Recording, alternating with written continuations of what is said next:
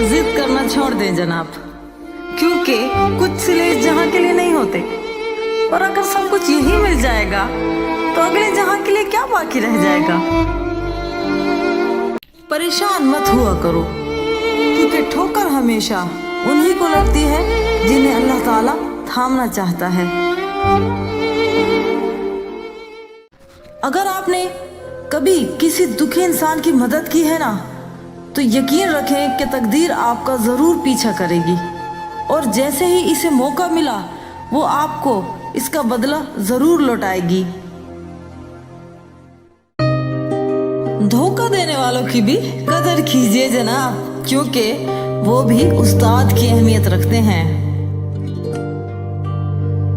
उस शख्स पर कभी भी एतबार ना करें जो अपनी परेशानियां तो आपको सुनाता है, लेकिन अपनी खुशियां आपसे छुपाता है। रूए जमीन पर अक्सरियत में लोग ऐसे हैं जो दुख, तकलीफ, धोखा, फरेब और अजियत तो इंसानों को देते हैं, लेकिन मुआफी अल्लाह से मांगते हैं।